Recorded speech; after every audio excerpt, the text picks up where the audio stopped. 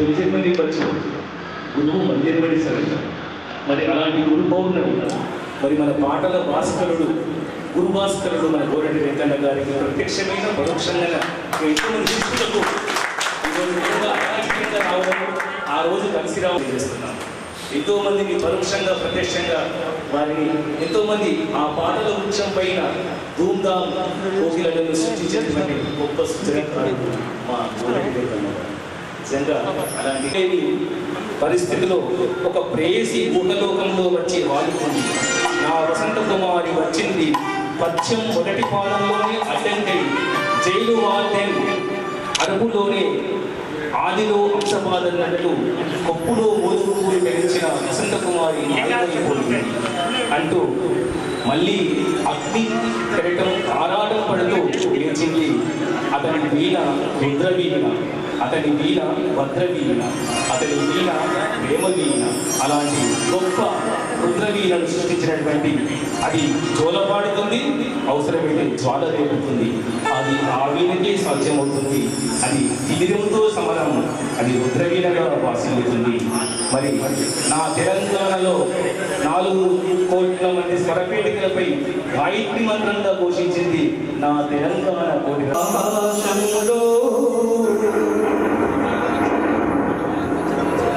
ఆనరాని భాస్కరు ఎందరో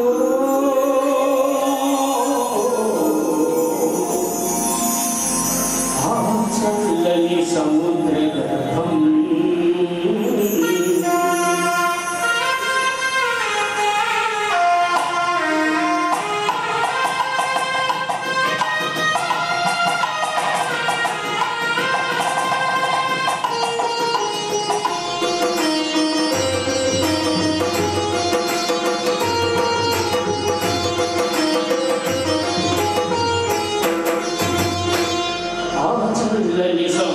గర్భం దాచిన బడబానెన్నో ఆనందని ఆకాశంలో ఆనరాని భాస్కరుడెందరో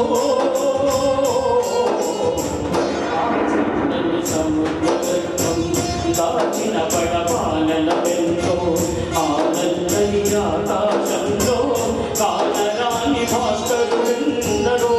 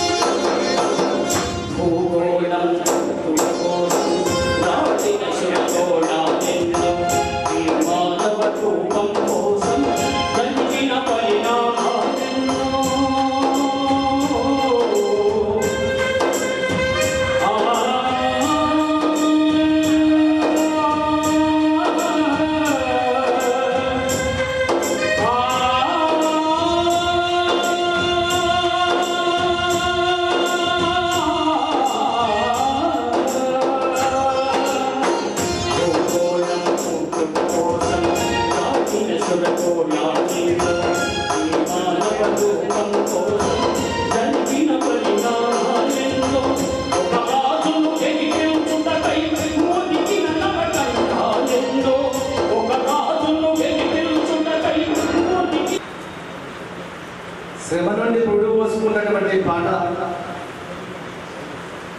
ఇవాళ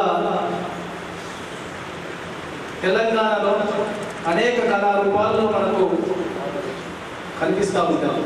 అందుకే పాటమ్మా నీకు పాదాభివందనం, అందుకో మా సాంఘిక జనవందనం. పాటమ్మా నీకు పాదాభివందనం, అందుకో మా సాంఘిక జనవందనం. నాగపదుల పూలెట్టి జాతికి అంకితమై, నాగపదుల పూలెట్టి జాతికి అంకితమై, ఆడమయ్య నదులిత్యం పల్లవించే తల్లివమ్మ. పాటమ్మా నీ పాదాభివందనం. ఎందుకంటే శ్రమ కంటే పురుడు పోసుకున్నటువంటి పాట ఇవాళ శ్రామిక ప్రజలకు అండగా గోరెడ్డి వెంకన్న లాంటి అనేక మంది ప్రజాకరణలకు తోడుగా ఉంచింది. మేమున్నాం, మీరు ఉద్యమాలు చేయండి, అన్యాయం మీద ప్రశ్నించండి అని చెప్పి మనకు అండగా ఉంచింది. ఇవాళ దాశరథి కూడా నిజాము రక్కసి పాలనపై నిప్పులు జరిగిండు. మన తెలంగాణకు అన్యాయం జరుగుతుంది. ఆనాడు తెలంగాణలో భూస్వాములు కానీ నిజాం నవాబులు కానీ మొత్తం పనులన్నీ రావణ కాస్తాలాగా ప్రజల మీద జరుగుతూ ఉన్నటువంటి సమయంలో దాశరథి ప్రజాకవిని నిర్బంధించిన నిజాం జైల్లో పెట్టినప్పటికీ కూడా అదనలే బెదరలే. అనేక రచనలు రాసిండు, పాటలు రాసిండు, ప్రజా ఉద్యమానికి ఒక ప్రేరణ కలిగించిండు. అందుకే దాశరథి ప్రజాకవి. ఆ ప్రజాకవి యొక్క జయంతి సభను మనం నిజామాబాద్లో జరుపుకుంటా ఉన్నాం.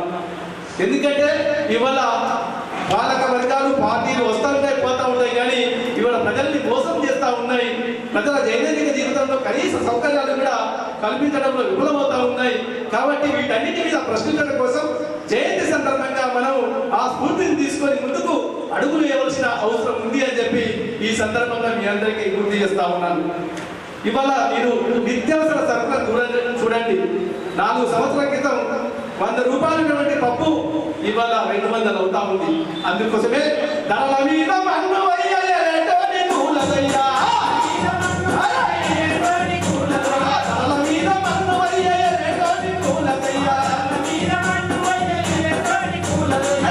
ఇదొరల రాజ్యంలో కూలన్నా, ఇదొరల రాజ్యంలో కూలన్నా, ధరలేమో తగ్గవాయ, కూలన్నా ధరలేమో తగ్గవాయ. పప్పు ధరలోడు పైకెక్కి దిగనంది, పప్పు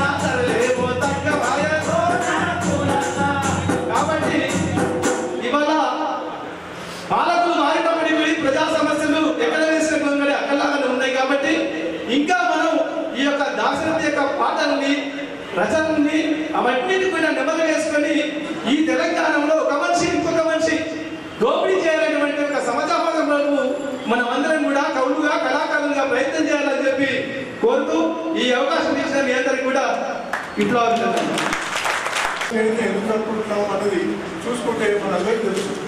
దాశరథి గారు నిజాం రకేష్ పాలనకు వ్యతిరేకంగా పోరాటం చేసినప్పుడు ఆ ప్రభుత్వం వారిని మన జైల్లో నిర్బంధించింది. ఈ జైల్లో ఉన్నప్పుడే తను ఒక పద్యం రాశాడు. ఆ పద్యం మనందరికీ తెలుసు. ఆ తెలంగాణకి ఆ పద్యమే స్ఫూర్తి అని మనకి కళాకారు గాయకులు కూడా తెలిసి ఉంటారు.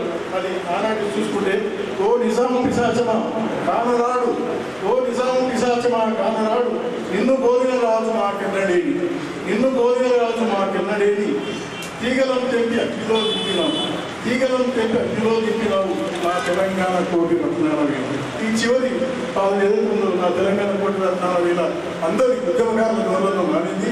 మరి అది చాలా గొప్పగా ఈ ఉద్యమ స్ఫూర్తికి పనిచేసింది. మరి మనం ఇప్పుడు అన్నట్టుగా నిజామాబాద్లో కూడా అనేక పోరాటంలో ఆ పదం చాలా ఉచ్చరించబడింది. అందరు గాయకులు ముక్తఖండంగా దాన్ని నిర్ణయించారు. ఇటువంటి గడ్డపైన మనం దాశరథి జయంతిని ఈరోజు జరుపుకుంటున్నాం. ముఖ్యంగా దాశరథి గారు 22 జూలైలో 1920లో జన్మించినాడు. కానీ మనం ఒక రోజు ముందుగా ఈరోజు జరుపుకుంటున్నాము. మరి సమయంలో అది దానివల్ల జరుపుకుంటాం.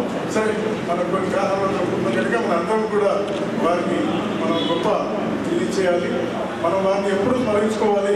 వారు ప్రజాకవిగా వెళ్ళారు. అది ఈనాటి మొదటి స్థాయిలో పోరాట వ్యక్తిగా అతన్ని మనం తెలుసుకోవచ్చు. తన రచనలు కానీ కవిత్వం కానీ ఏం రాసినా తెలంగాణ ఉద్దేశించే రాశాడు. రాయటమే కాదు, నిజామాబాద్లో ఉన్న ప్రతి సాహితీ సంస్థలు, కళా సంస్థలు, రచయితలు, మేధావులు, కళాకారులు, అన్ని ప్రజా సంఘాలు ఇవన్నీ కలిపి గతంలో శ్రీశ్రీ వర్ధంతి జరిగినాం. ఇప్పుడు దాశరథి గారి జయంతి 99వ జయంతి జరుపుతున్నాం. దాశరథి గారు అంటే నిజామాబాద్ జిల్లా ఖిల్లాలో ఉన్న గుర్తులు. ఖిల్లాని పర్యాటక కేంద్రంగా ఉంచాలని అతనున్న గది. తర్వాత అక్కడ విగ్రహం ఒకటి స్థాపించాలని కోరికతో 8 నుంచి మళ్ళా శత జయంతి వరకు అంటే వచ్చే సంవత్సరం వరకు 100 సంవత్సరాలు అయింది. కాబట్టి తన విగ్రహాన్ని ఇక్కడ మనం నెలకొల్పాలని ఈ మన కమిటీ ఆలోచిస్తుంది. కాబట్టి దాశరథి మనం ఎప్పుడు మరవకుండా ఉండాలని కోరిక. ఇది ఈ కమిటీకి తోడ్పడుతున్న వాళ్ళందరినీ కూడా అభినందనలు తెలుపుతూ ఈ కార్యక్రమాన్ని ఇక్కడనే ఆపకుండా ఇంకా మున్ముందు కార్యక్రమాలను మనం తీసుకెళ్తూ అందరినీ కూడా మనం ఈ కార్యక్రమాలలో పాల్గొనేటట్టు చేస్తారని కోరుతూ నేను ముగిస్తున్నాను. స్వామి సార్, నేను రిదాల్స్ వైవి రమణ గారి దగ్గర నేర్చుకున్నాను. మైము వెంకటాచార్య దగ్గర నేర్చుకున్నాను. ఆర్టీవీలో ఉన్నప్పుడు కూచిపూడి మా సార్ సత్యనారాయణ మాస్టర్ గారి దగ్గర నేర్చుకున్నాను. ఇట్లా దగ్గర అందుకే నన్ను చాలామంది అష్టకళల గంగాధర్ అనేవాళ్ళు. అయితే శృతి తాళం గురించి మాట్లాడాలంటే ఒంటరిగా బయటికి రావాలి. ఏ సార్వైనా నేను ఎప్పుడైనా సిద్ధంగా ఉంటా. ఆ విషయంలో పర్వాలేదు, ఎందుకంటే నేను ఒక మ్యూజిక్ డైరెక్టర్ని, స్టూడియో ఉంది నాకు, నేను బయటికి రావచ్చు సార్. ఇప్పుడు నేను కార్యక్రమంలోకి వస్తాను. క్షమించాలి, ఎందుకంటే అంటే ఇక్కడ కవికి ఉంటే కొంచెం గాయపడింది, అందుకని అప్పుడు అన్నాడు. గాయ ఉత్సవాల కమిటీ, సమన్వయ కమిటీ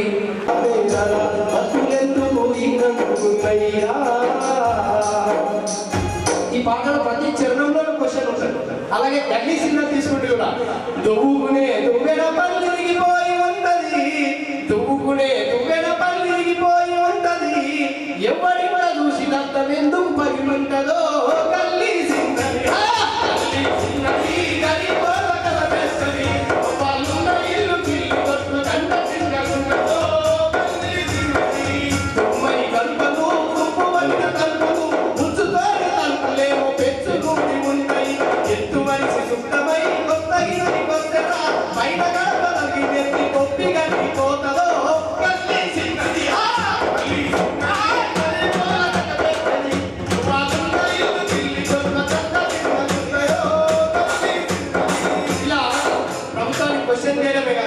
దాసన ఒక తుఫానే లేపిండు ధరల మీద. ఇంటికి అయ్యో సుట్టం వచ్చిందమ్మ మా ఇంటికి, ఇల్లు తాళమే సుంకాలే మంది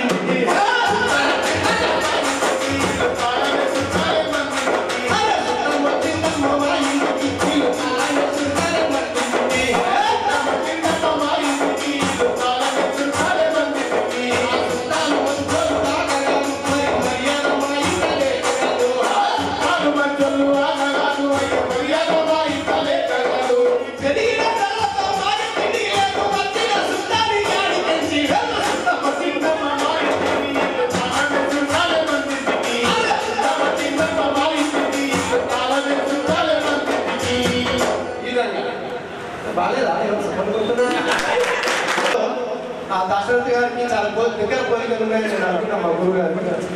సో వారిని అనుకరిస్తూ ఉన్నోడికైతే ఏసున్న తక్కువే, అంటే ఏసీ చుట్టాలు వస్తాయి, ఉన్నోడికైతే ఏసున్న తక్కువే, లేనోడు ఎక్స్ప్రెస్ ఎప్పుడే ఎక్కువే. ఒడిదొడుకుల ఈ రైలు ప్రయాణంలో ఓర్పుగా గమనిస్తే ఎన్నో గూఢార్థాలు, కోపాలు తాపాలు లోపాలు లాభాలు మనసులోన దాచి ఏమి ఎరగనంటే వెళ్ళిపోయే రైలు రైలు ప్రయాణం అని చెప్పి రాశారు. సో దీని మీద నా మీద ఎంతో ప్రభావం అన్నగారు ఉంది. సో గురుగారికి మరొకసారి పాదాభివందనాలు తెలియజేస్తూ ఈ చక్కని అవకాశం ఇచ్చినటువంటి పెద్దలందరూ కూడా పేరున కళాభివందనాలు తెలియజేస్తున్నారు. Thank you. మనసున్నటువంటి మహానుభావులకు అందరికీ కూడా సభాముఖంగా వందనాలు. ఈనాడు గురు పౌర్ణమోత్సవం, ఈ దినం నాడే ఈ కార్యక్రమం పెట్టుకొని మన నిజామాబాద్ కళామందరిని మరొకసారి గుర్తు చేసుకుంటున్నాం. గోరెడ్డి వెంకన్న గారు కనబడుతున్నటువంటి ఒక మనిషి ఆకారమే కావచ్చు, కానీ వాగ్గేయకారుడుగా ఏదో పూర్వజన్మ పుణ్యఫలంగా పుట్టినటువంటి మహానీయుడని మరొకసారి గుర్తు చేస్తూ వారితో ఈ వేదిక మీద కూర్చోవడం రెండవసారి అవనిగడ్డలో తనతో కలిసాం. చాలా చక్కటి అక్కడ ఉన్నటువంటి ఆంధ్ర ప్రేక్షకులు వీక్షకులు అందరూ కూడాను తనని మెచ్చుకునే వారు లేరు. తన యొక్క కళలో ఉన్నటువంటి ఆనందించని వారు లేరు. అలాంటి మహనీయుడు మన దగ్గర రావడం చాలా శుభ పరిమాణంగా భావిస్తూ శిల్పలింగం గారు ఎన్నో శ్రమలు కోరుస్తూ శ్రీశ్రీ దగ్గర నుంచి ఇంకా రాబోయేటువంటి అనేకమైనటువంటి కవుల్ని మన నిజామాబాద్లో మన్నిస్తూ మాననీయంగా ముందుకెళ్తున్నటువంటి వారి మండలికి ముఖ్యంగా దాసు అమ్ముడికి మీ అందరికీ కూడా మరొకసారి ధన్యవాదాలు చెప్తూ సరే సమయం తగ్గింది కాబట్టి ఒక చిన్న పాట ఎందరో మహానుభావులు అందరికీ మహావందనాలు ఎందరో మహానుభావులు అందరికీ మహావందనాలు ఎందరో అందరికీ మా జోహారు వీరులు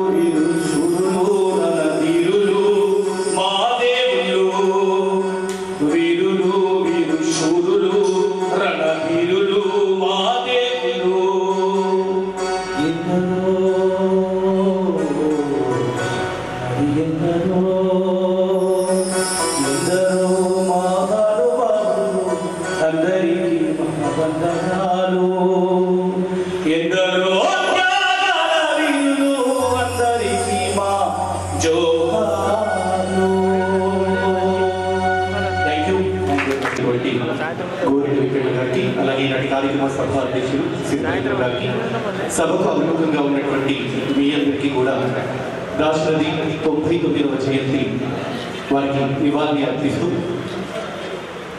ఈ నిర్వహణ కమిటీ ఈ కార్యక్రమాన్ని అసలు ఎందుకు చెయ్యాలి అనేది ప్రశ్నించుకుంటే మన పిల్లలకి దాశరథి అంటే ఎంతమందికి తెలుసు అనేది మొదటిగా మనం ప్రశ్నించుకోవాలి. తెలంగాణ ఉద్యమం నుంచి ఈరోజు కిల్లా జైలు తీసుకువెళ్ళి ఆయన స్మృతిగా ఉన్నటువంటి ఆ జైలు గోడల్ని స్పర్శించినప్పుడు ఆ కష్టం ఏంటి అనేది మన పిల్లలకి తెలుసా అనేది ప్రశ్నించుకుంటే ఈరోజు తెలంగాణ ఉద్యమం గురించి మనం తెలుసుకోవాల్సినటువంటి అవసరం కూడా ఎంతైనా ఉంది. ఆ దిశగా ఈ నేటి నవతరానికి యువతరానికి అలాంటి మహనీయుల యొక్క గొప్ప స్ఫూర్తిని తెలియజేసే దిశగా ఈరోజు ఈ నిర్వహణ కమిటీ ఆనాడు శ్రీశ్రీ వర్ధంతిని ఈనాడు దాశరథి జయంతిని నిర్వహించుకుంటూ సమాజానికి ఒక దిక్సూచిగా తెలియజేసే దిశగా ఈ కార్యక్రమాలన్నింటినీ కూడా ఈ నిర్వహణ కమిటీ భుజాల మీద వేసుకొని ముందుకు వెళ్తుంది అన్న విషయాన్ని తెలియజేస్తూ మునుముందు కార్యక్రమాన్ని కూడా ఈ విధంగా సక్సెస్ఫుల్ గా ముందుకు తీసుకువెళ్తుంది అనేసి తెలియజేస్తూ నాతో పాటు ఉన్నటువంటి నిర్వహణ కమిటీ సభ్యులందరికీ కూడా ప్రత్యేకంగా అభినందనలు తెలియజేస్తూ ముగించుకుంటున్నాను.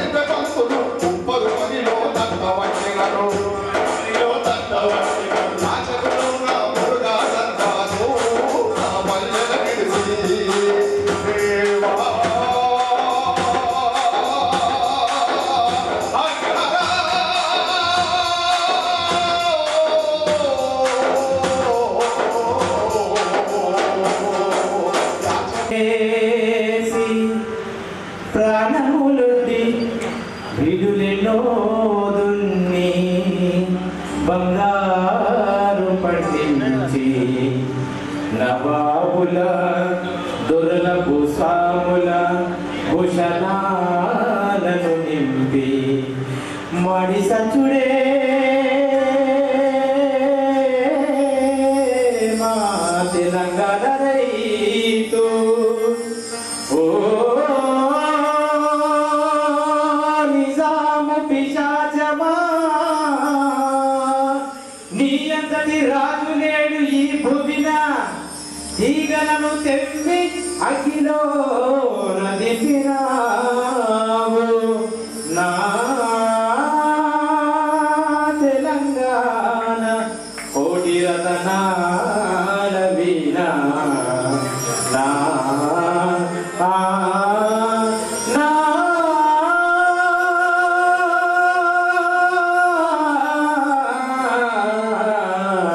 తెలంగాణ కోటి రతనాల వీణా. వందనాలు. తెలంగాణ అస్తిత్వాన్ని కాపాడిన దాశరథి కృష్ణమాచార్యుడు శతకోటి వందనాలు తెలుపుకుంటూ ఈ ఉత్సవాన్ని నిర్వహించిన కమిటీకి వందనాలు తెలుపుకుంటూ ముగించుకుంటున్నాను.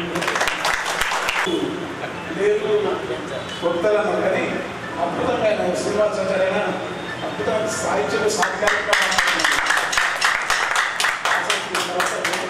కూడా మంచిగా మాట్లాడిన వాళ్ళు మహారాష్ట్ర భాగాల్లో ఉన్న నిజామాబాద్ ఉన్నా కానీ సాహిత్యంలో అట్లే ఎందుకంటే ప్రాచీన కాలం నుంచి కూడా భావని మొదలుకొని హలో నేను జైలు మూడులో భూమశాల అని చెప్పి ఆ పాట పాడుతాను పుస్తకంలో అట్లాంటి వారసత్వాలు కూడా ఇందూరు జైల్లో ఉన్న దాశరథి గారి పాదమోపి ఎంత పవిత్రమైనది ఇలాంటి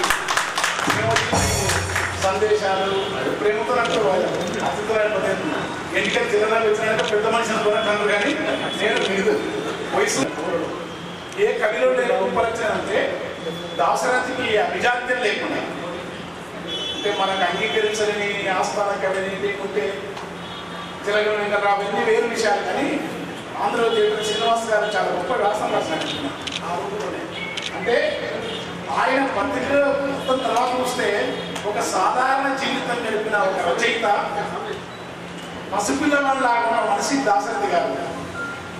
రుద్రవీణ కానీ అగ్నిదార కానీ తర్వాత పునర్మోహన్ కానీ తర్వాత ఆయన కావ్యాలన్నీ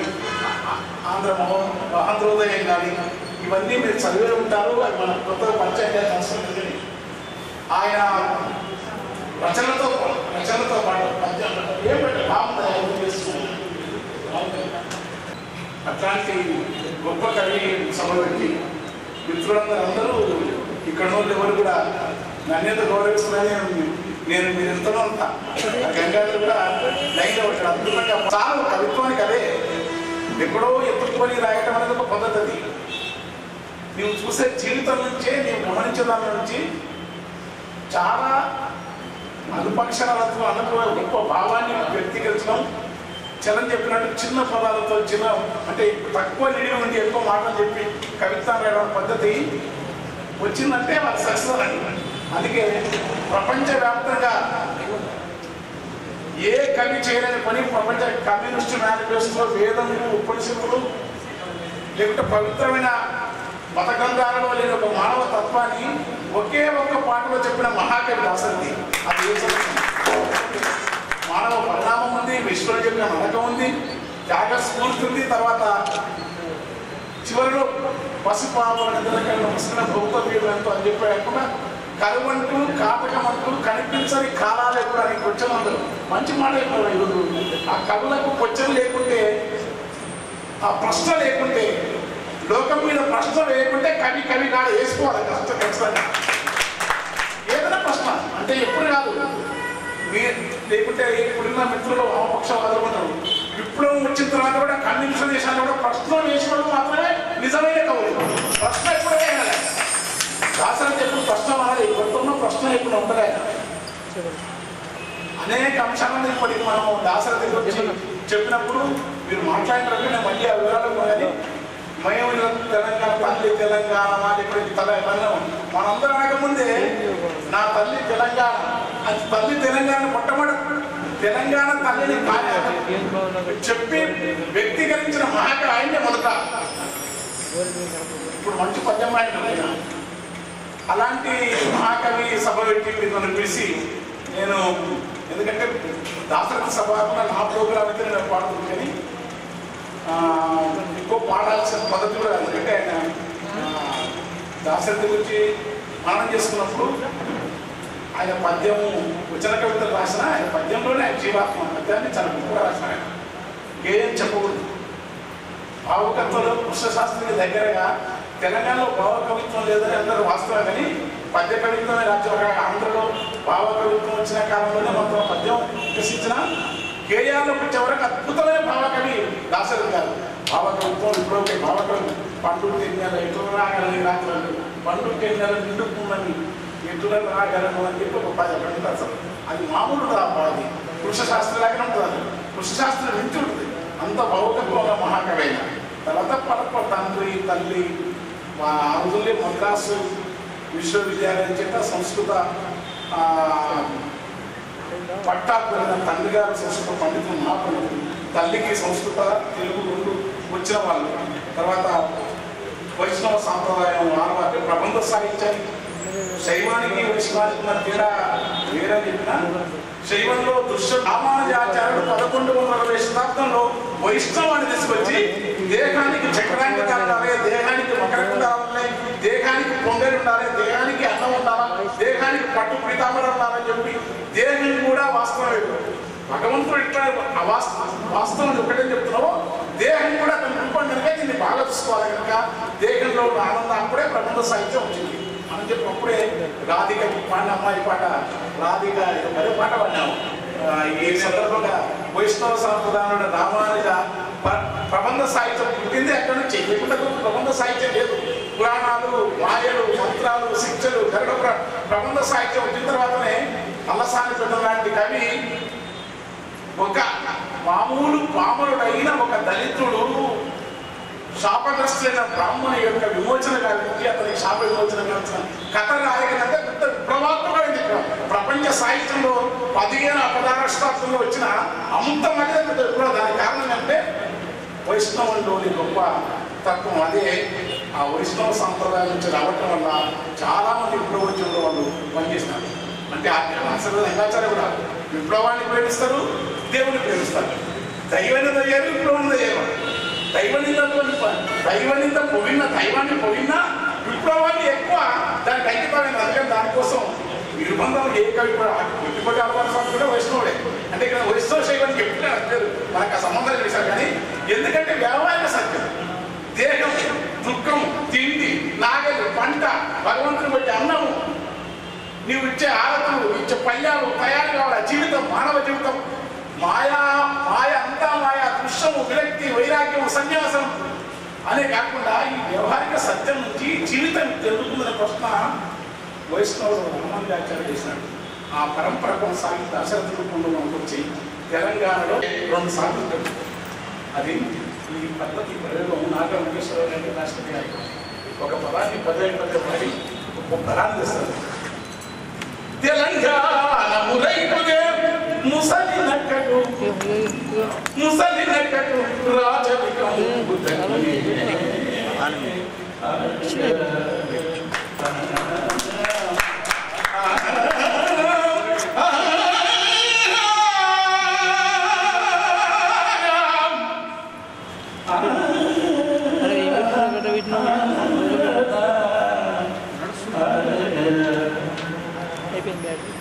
ఇది అంత మహాకవి, అంత బాగా రాసిన ఆయన్ని ఎన్ని పాటలు, ఎన్ని గేయాలు, మహాత్ములదయం కవించుకుంటున్నా అనివార్యంగా అప్పటి కవుడు ఒక విప్లవం ఉండదు. ఎన్నెలు రాస్తాం, ఆకాశం రాస్తాం, శ్రీకరణ రాస్తాం, పక్షి రాస్తాం, ప్రేమ కూడా రాసుకుంటారు, కంచె రాసుకుంటారు, రాసుకుంటారు. కానీ అదే కాదు, నీ చుట్టూ ప్రపంచం దుఃఖంతో ఉన్నప్పుడు వారి దుఃఖాన్ని, వారి బాధలను ఇవన్నీ పోవాలని ప్రతి చోట సమతా ప్రపంచం రావాలి.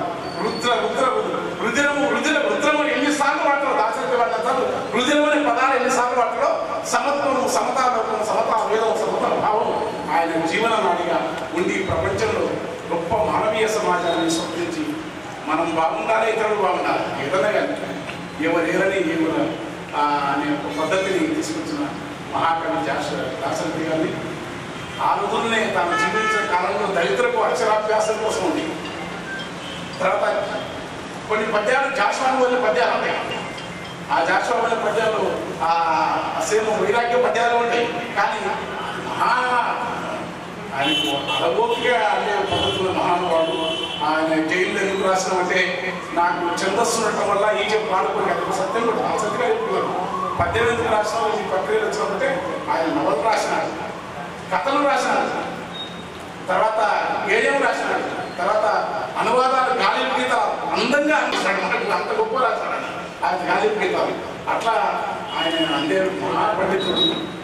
ఒక తెలంగాణకు జ్ఞానపీఠం రాకపోయినా జ్ఞానపీఠం ఇచ్చిన మహాకవి అయిన అలాంటి కవి తెలంగాణలో ఉండటం, తెలంగాణ ఆత్మ కావటం, తెలంగాణ తల్లి కన్యాకుమారి మొట్టమొదటి ఆయన ప్రస్తావించడం, ఆయన మార్గంలో మనకు తెలిసిన తెలియకుండా ఆయన అడుగుల వెంట ఏ కవి కూడా తప్పుకోలేనంత ప్రభావిస్తున్నారు. కవులు అంటే కాలం ఎదిగిన వాళ్ళు, ప్రాంతదర్శులు. ఆ దేశపీడ ప్రభావంలో మనం ఎంత చదువుకున్న అలాంటి వాళ్ళకు దాసరి గురించి కొంత తెలియదు. తెలిసిన తర్వాత ఈ వాస్తవ కవి ఎదిగినప్పుడు తర్వాత చూస్తే చదివితే ఇంత మహాకవి. మనం ఆయన జీవించిన కాలంలో చూసుకుని తిరుగుతుంటే కూడా పోయి కలవచి ఎప్పుడు చనిపోయిన పశ్చాత్తాపం పోయి కలవచ్చు కదా, పాదాలు ముట్టుకోవచ్చు కదా. అప్పటికి కృష్ణశాస్త్రం పాఠం బట్టి నేను మొత్తం వాడుతున్నాను, ఇప్పటికి వాడుతున్నాను, చాలా వాడుతున్నాను.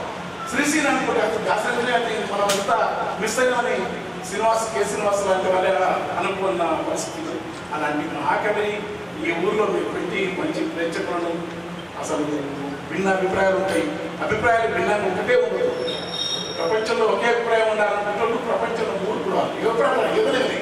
భిన్న అభిప్రాయాలు ఉంటే చర్చల ద్వారానే భిన్నమైన ప్రజాస్వామ్య భావాల ద్వారా గొప్ప సమాజాన్ని సృష్టి కవిత్వం చోదక శక్తిగా మారుతుంది. అలాంటి చోదక శక్తులకు జ్ఞానదీపంగా, కవితా దీపంగా, మార్గదర్శిగా, రుద్రవీణగా, అగ్నిధారగా, కోటి రత్నాల తెలంగాణ నిర్మించిన మహాకవి దాశరథి గారికి శిరస్సు వచ్చి ప్రణామం చేస్తూ వేదికమైన పెద్దలందరూ కూడా, ఎందుకంటే ముందే ముఖ్య అతిథి అనేది నేను చాలా సభలో చెప్తూనే ఉంటాను. మళ్ళీ ఈ మాట ఇక్కడ కనేదవ్వచ్చు, మా ఊరు అర్థం చేసుకుంటాడు, వాడికి కూడా తెలుసు. ఏంటంటే ముఖ్య అతిథి, విశిష్ట అతిథి, ప్రత్యేక అతిథి ఇవన్నీ దరిద్రం. ఇవన్నీ కవులోనే కవిత్వం అంటేనే సకల అసమానతలు కొట్టి సహజంగా ఉండేదే. సకల అధిపత్యాలు, సకల అసమానతలు. కూర్చున్నంత మాత్రాన మీరు కింద కూర్చున్నంత మాత్రాన మీరు వచ్చి మాట్లాడుతున్న ముఖ్యమంత్రి మిగతా సంఘాలు రాజకీయ నాయకులకు అవసరం. అది రాజకీయ సంఘాలకు, ప్రజా సంఘాల్లో కవిత్వం అంటేనే సకల సహజమైన ప్రకృతిలో ఊటలాగా తల్లి శిశువు, పసిపాప శిశువు నవ్వుతే ఎంత స్వచ్ఛంగా ఉంటుందో కవిత్వం అంత స్వచ్ఛంగా రావాలి. పని కట్టుకొని రాదు, వ్యాసం రాయొచ్చు, పాండిత్యం రాయొచ్చు. మరి అన్నప్పుడు దానికి మనలో కవి కూర్చున్నోడు కృష్ణస్థితులు ఇవి ఎక్కడ నేను ఒప్పుకోలేదు. అంటే దాని నాకు ఇష్టం అవుతుంది. ఎందుకంటే దానికి కారణం నాకు వచ్చిన జ్ఞానం కాదు. ఈ ఊరిలోనే ఉంది, ఈ ఊరిలో తక్కువ వచ్చింది. ఆ ఊరిలో ఉంటుంది కేశవరెడ్డి గారు చివరి గురిసి భూగవానికి రాముడా రాజ్యం ఉండాలి, క్షుద్రదేవతలు, శ్మశానం దుర్దేవులు. నా పుస్తకాన్ని ఇష్టంగా ఆయన విస్తున్న ఒక మార్మిక మహాజ్ఞాని, ఒక యోగి లాంటి ప్రపంచం పట్టనంతరం కూడా కేశవరెడ్డి గారు ఇది జీవితాంతం పాటించారు. ఆయన నాకు పరోక్ష గురువు, పరోక్ష ఆసనం. కేశవరెడ్డి గారు నా పుస్తకాలు అనుసరించడం, మా ఇద్దరి మధ్య వయస్సుకు మించిన పరిణతి, మైత్రి అనేది. అలాంటి మహాత్ముడు మీ ఊళ్ళో చిత్తూరు నుంచి వచ్చి వచ్చి బతికినాడు. ఆయన మామూలు రచయిత, అంతర్జాతీయ తెలుగు రచయిత ఎవరైనా ఒక 5 మంది పేరు వస్తే కేశవరెడ్డి గారు ప్రథమ స్థానంలో అంత గొప్ప రచయిత. అంత గొప్ప రచయిత ఈ ఊరిలో ఉండిపోయినాడు. అలాంటి రచయిత క్లాసిక్స్. ఆయన ఎవరైనా గొప్ప క్లాసిక్స్ మనకు తెలుస్తుంది కదండి. ఆయనకు ఈ ఊరు ఎంత జ్ఞానం చేసిందో తెలియదు. కానీ నేనైతే నా రుణం ఆయన పాదాపందం చేసుకుని వచ్చినప్పుడు నా పుస్తకాలు అలసంద్రబాబు పుస్తకం గొప్ప పుస్తకం అని అంటాడు ఆయన. దాన్ని ఆయన చేతిలో ఆవిష్కరించుకోవాలని నేను 10,000 దాదాపు ఆ రోజుల్లో 15,000 పెట్టి ఏసీ రూమ్ చేస్తే దాంట్లో వచ్చి సారు వీడియోలు కాచి మొత్తం వేసుకున్నాడు. అసలు వీడియోలు లారీ క్లియర్ రాకుండా మహాత్ముడు దాసరథి గారు చేయలేదు. అందుకే రచయితలు, కవులు, సకల జాతీయాలను, సకల అధిపత్యాలను, సకల మనం గొప్ప రాజులు, మంత్రులు, నాయకులు, అనుచరులు తేడాలని సంఘం. కవులు కానీ పాటలు పోయే పాటలు ఉంటుంది. ఇంటి కొన్ని పాడతాయి. కోయిల చిన్న మొగ్గ ఉంటుందంట, కోయిల పూత వచ్చినప్పుడు పూసదాడు మొగ్గ పిందెగా మారుతుంది. కవి పాడుతుంటే అది తెలియకుండా పిందే మారుతుంది. అట్లా కవి రచయితలతో పాడుతుంటే ప్రపంచం తనను తాను మార్చుకుంటుంది. అంతేగాని కోయిల కోసం వచ్చి సభ పెట్టి నువ్వు పాడు అయితే అని చెప్ప పక్షులు ప్రకృతి మారినప్పుడు మానవులకు మారదు. మానవుల్లో కూడా ప్రకృతి యొక్క అంతరంగంలో ఆ రక్షణ ఉంటుంది కనుక కవి ఎప్పుడు సహజాతంగా ప్రజల మధ్య ఇంకా అత్యంత అట్టడుగున ఉన్నాం. శ్రమజీవుల మధ్య ఆయన ఇక్కడ శ్రమజీవుల కష్టజీవుల పదాలు చాలా సంవత్సరం వాళ్ళకు వెలుగు రావాలంట. అలాంటి అన్నార్థులు అనాథలు ఉన్నది కాలం పసుపాపల ముఖంలో వెన్నెల రావాల కులము మతం ఎన్నో చదివారు. ఒక రాజును గెలిపించి మరిగిన నరకంటారు. అది ఒక రాజు ప్రపంచంలో అంతకంటే మించిన వేదం అంతే ధర్మం. ఈ రాజుల మత్తులు వారి సేవ నరక ప్రాణులు వారి దుర్గ విషాలు ఎలా దుర్గ గురించదన్నా మిమ్మల్ని యేసురాజు చెప్పు రంగుడు వాహనముడు అని పొందనా మాత్రన్నా ఒక మాట మనకు అర్థం కాదు. మిమ్మల్ని యేసురాజుకి అర్థం కాదు, కష్టం కదా. కానీ కర్ణాటక ఎక్కించడం మనకు అర్థం కాదని ఆయన ఒక రాజును గెలిపించుటకెళ్ళి వెలిగిన నరకంటారు. అంత ఇంతమంది రాజ్యం మీద రాజ్యానికి నరకం చూడనట్టు రాజవడైనా ఎక్కే వరకు వాడు మేరికి ఓడికిన రాజు మనస్తత్వం ఏ పార్టీ కానీ కానీ ఆధిపత్యానికి లక్షణం. అందుకనే బుద్ధ భగవానుడు అందుకని బుద్ధగీత మహాకావ్యం రాశాడు. బుద్ధుని గురించి నా కంఠమున నేను నా కంఠమున ఎన్నో ఆ బుద్ధుని యొక్క భావాలను చెప్పి రాశాడు. కానీ తెలియదు, చాలా గొప్ప కావ్యం. నేను పలుకుతున్నట్టే ఆ బుద్ధుని యొక్క ప్రతిమలు బుద్ధుని పోలని ఆ బుద్ధ భగవానుడు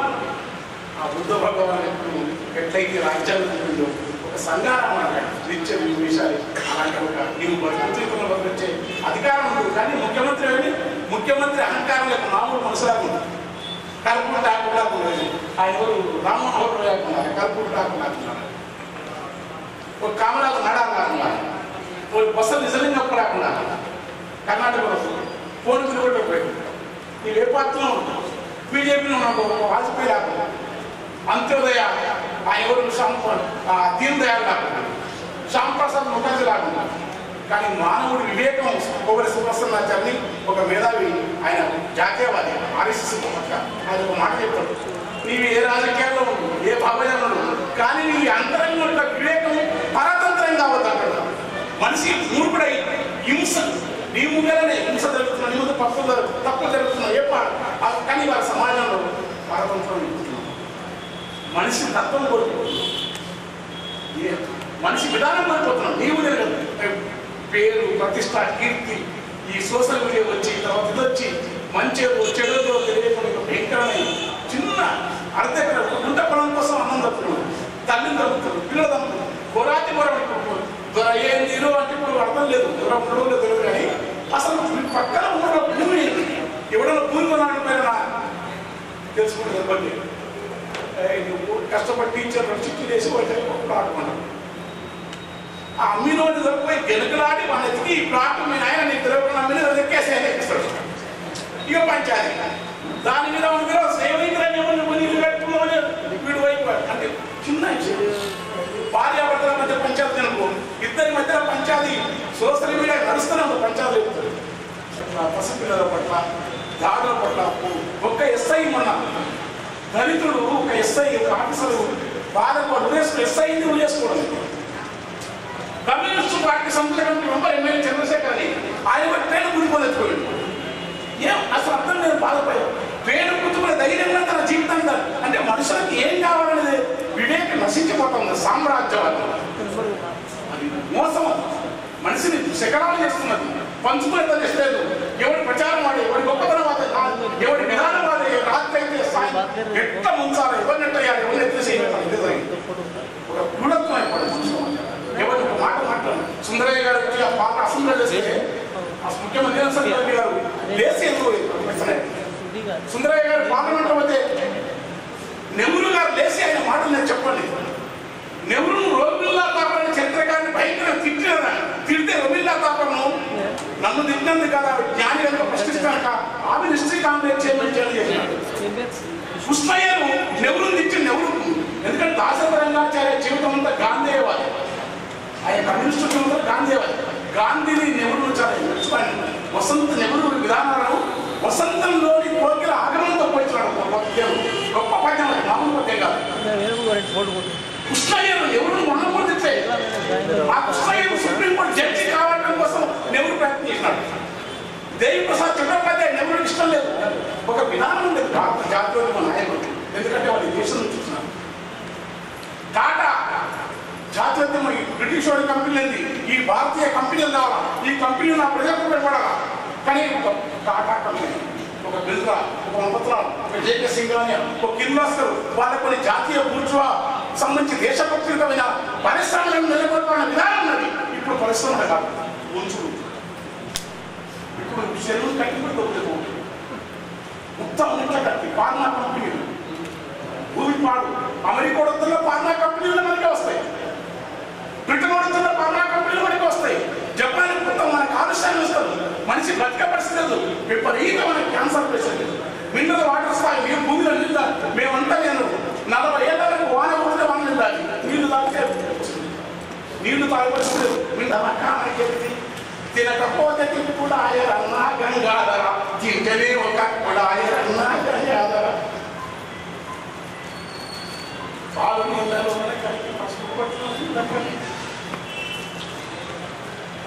వేరుశెనగలు అంటే ఇంకల పొడి కంట, పండరసాలని కొంటే విషంద పరసము లేదు. ఇంత నవాపేక్ష మనిషిని మారిపోయింది. మనిషిని మార్చే పని మనిషిని తను బతుకుతూ ఒక్క ఊళ్ళో ఒక తప్పు చేస్తే ఊరంతా మార్చేది. పోలీసులు ఊళ్ళోకి రాకపోయేటప్పుడు కేసులు పెట్టకపోయేది. ఇప్పుడు ఒక తప్పు చేస్తే చూస్తున్నారు ఎప్పుడు కేసులు తమ్ముడు నెగేస్తారు, నన్ను నెగేస్తారు, పంచాయతీ పోలీసులకు వీడు దొబ్బ వాడు దొబ్బ మొత్తం ఎస్ఐ దొబ్బ ప్రతి ఏదున్నాయి. ఒక్కొక్క పోలీసు అధికారులు 50,000 చేస్తారు. మారిపోయింది ఈ అమానుషత్వాన్ని, ఈ విధానాన్ని. కార్పొరేట్ పత్రికలు జీతాచక అయ్యారు, వీళ్ళకి శాంతి ఇచ్చారు. ఇస్తారు వీళ్ళకి ఏంటంటే వీళ్ళు ఏం చేయాలి, వీళ్ళకి వెళ్ళకపోతే వాడు నీకు అట్లా చేయలేమంటావు. సమస్యలు వేరే మన ఉద్యమకాలు అమెరికా వస్తువు దున్నేవానికి అంటే భూమి ఎంత ఇప్పుడు మారిపోయింది. మొత్తం సిస్టమ్ మారిపోయింది. నువ్వు పొలాన్ని నియమనిపిస్తుంది, నేను పూర్తిగా చూపిస్తుంది, నువ్వు తినని మీద నిపిస్తుంది, నువ్వు తిని నిపిస్తుంది, నువ్వు ఇనని ఈయనమంటున్నది ఎరుపులను ఇస్తుంది. ఎరుపులు బరువైతే బ్లూటూత్ ఇస్తుంది, నువ్వు ఇనని మీద నిపిస్తుంది, ఎరు శక్తులు ఇస్తుంది, నీవు చూడకూడని చూపి సుక్కలను వహిస్తుంది. స్వాతినాయుడిని తెచ్చి సంతల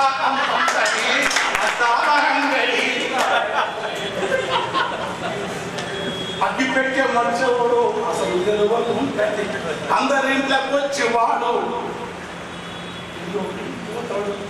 ఉప్పును బాలంటే మనం ఉంటుంది. వెంటనే ఎవడు తిడితే ఎక్కువ తిట్టినోడు వాడు ఎమ్మెల్యే అవుతాడు. ఎక్కువ తిట్టినోడు వాడు ఎక్కువ తిట్టేస్తే వాడు ఎదిగి లీడర్ అవుతాడు. నీతితోనే ఉన్నోడు నీతితోనే ఉంటే జగతి లోతుల రాలేస్తుంది. అద్దారంగడి మాయ తని సూపు అద్దారంగడి మాయ తని సూపుకు నన్ను బతుకు దొంగరమై పాయరా. అద్దారంగడి మాయ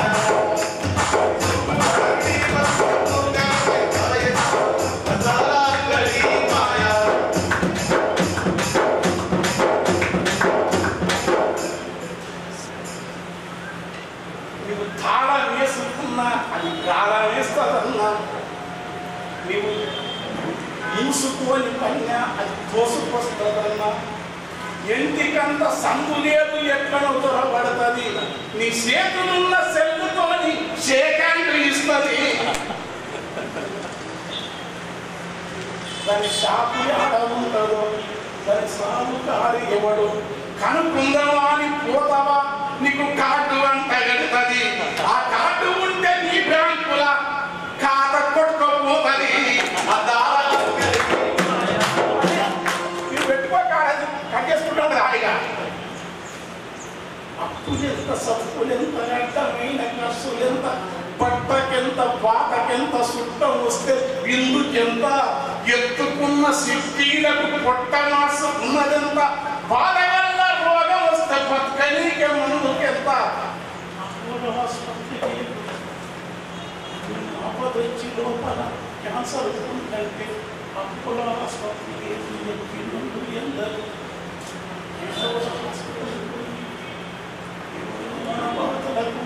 అడిగితే డాక్టర్ ఉన్నామంటే మనం బతుకున్నాము. ఎముకలు మూసి చేసిన ఏనాడో చెప్పిన ఆ దాశరథి మాట మన ఎముకలు మన బతుకులు వెనుకకు ఉన్నవి. ఎదిగటోడు ఎదుగుకుంటా సుక్కలపై పోతాడు.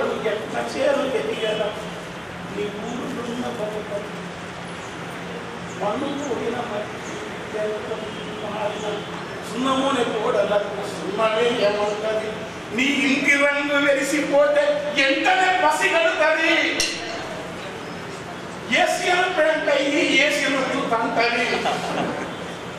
రాయలు పెంట అయ్యి వచ్చి రాకిపోతానంటది. ఏంది రై పెంటున్నది ఎందుకు ఇంత ధరగంటే మన ఊరిలోని సున్నమంత పుట్టి పుడిదంటది. మన వాకులు మన పుట్టలలో రంగు రాళ్ళు అవే తుమ్ముకెళ్తుంది. అన్నిటినీ రుప్పిగది రంగులా చేసేస్తుంది.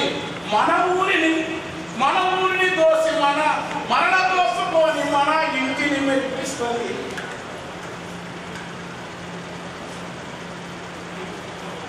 నీ పాలకూర వాడిపోయిన వాడి కొంటపోతుంది. రైతు చూసుకో. నీ టమాటా కుళ్ళిపోయిన కన్నులైన ఉంటుంది. ఆకారణ కొట్టేటప్పుడు అదే ఎదురు చూస్తుంది. నీ టమాటా కుళ్ళిపోయిన టన్నులైన ఉంటుంది. నీ మగ్గిన మైదా పిండిని సిక్కగా రుబ్బేస్తుంది. కోటింగ్ మసాలాతో కొంగు విసురుతుంటది. మ్యాగీ సిట్టల చూసి మ్యాగీ సిట్టల చేసి లొట్టననే ఇస్తుంది. ఉడుకు తగ్గకపోతే ఉడుకు తగ్గక ముందే ఊదు కత్తిరం అంటది. అద్దాల అంగడి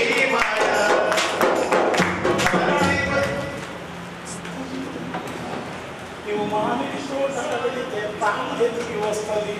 నువ్వు మిరప నాటుకుంటే అది ఉరికి వస్తుంది. నీ మామిడి అదే ఉంటుంది, నీ మిరపన అదే ఉంటుంది. కాటును తగ్గిస్తుంది, రేకును దంచేస్తుంది. Sauce pack చేతికిచ్చి సప్పరించమంటది.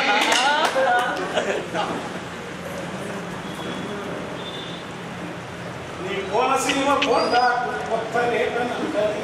నీ నిమ్మకాయ పండిస్తే తానే తీసుకెళ్తుంది. నిమ్మను పండించే రైతు బతుకుల ఉంటుంది. కొబ్బరి పండించే రైతు కోటి బాధలు ఉంటుంది. నీ నిమ్మనదే ఉంటుంది, నీ కొబ్బరదే ఉంటుంది. గోరంత దాంట్లో పిండును సీసంత నీళ్ళే నిండును.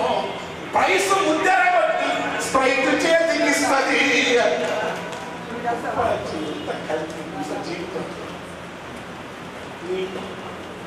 నీ లోపల నీ పళ్ళ లోపల సందును నీ లోపల మైలున్నదా నీ వెంటనే పసి కలుతుంది.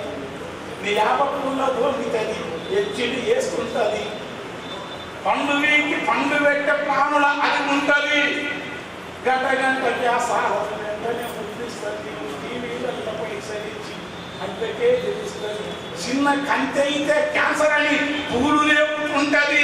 శారీకుల పేరుతోని షూటింగ్ చేస్తుంది. అసలు మనమే ఎప్పుడు అంటే అదే ఊళ్ళో ఉండి అదే చేస్తున్నావు టీచర్ అయినా ప్రమోషన్ రాకపోవడం మనం కొంచెం ఆ ఇల్లు కట్టుకోవడం అది కాదు. నేను ఇచ్చినాను ప్రపంచంలో మనం బతుకు ప్రజలు బతుకు రాయటం రాసేలాగా రాస్తాను. అది రాయచ్చు సిక్కుమూడు వాళ్ళు కాదు. ప్రపంచంలో కవులు ఖచ్చితంగా ఎవరు రాయాలి. మనకోసం రాసుకుంటాం.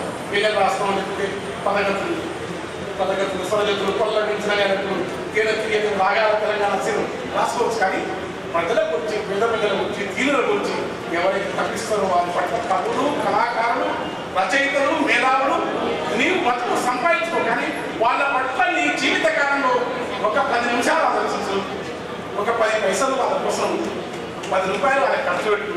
వాళ్ళకి కష్టాలు వచ్చినప్పుడు లోపల ఇచ్చినప్పుడు న్యాయం కేసులు పెంచకు, వైలెన్స్ పెంచకు, మంచి సమాజాన్ని ఇచ్చే రాష్ట్రాలకు ఇవ్వాలి. Thank you.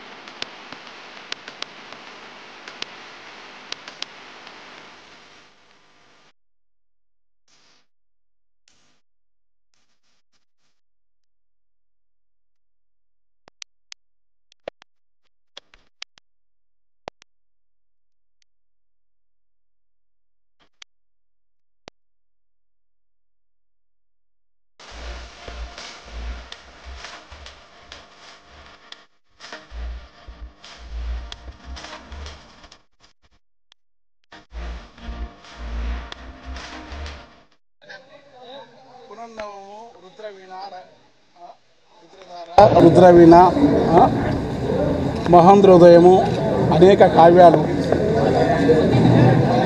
గజల అనువాదాలు, గేయ ఛందస్సు, పద్యంలో విజృంభించిన విశ్వకవి అయిన పద్యంతో వచన కవితలకు రాసినాడు, కథలు రాసినాడు, అన్నిటికంటే పసిపిల్లవాడిలాగా జీవించినాడు.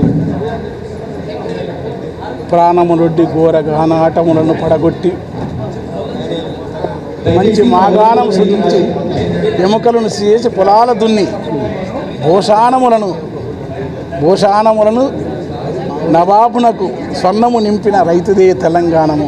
ముసలి నక్కకు రాచరికంబు దక్కునే కాకుండా ఒక రాజును గెలిపించటకై ఒరిగిన రకంటాలని ఈ పేద రాజులు, మంత్రులు, నాయకులు అనుచరుల సంఘం కోసం, మహోన్నత సమాజం కోసం బుద్ధ భగవాన్ని కూడా స్తుతించి కావ్యం రాసిన గొప్ప మహాకవి మన తెలంగాణ ఆత్మ. మనందరికీ ఈ ఆకాశ దీపమే కదా ఆయన, ఎప్పటికీ ఆరిపోని మహాదివ్య వెలుగులో తెలంగాణ కవిత సాహిత్య లోకమంతా ఆయన వెలుగులోనే ఉంటుందని నమ్ముతున్నా.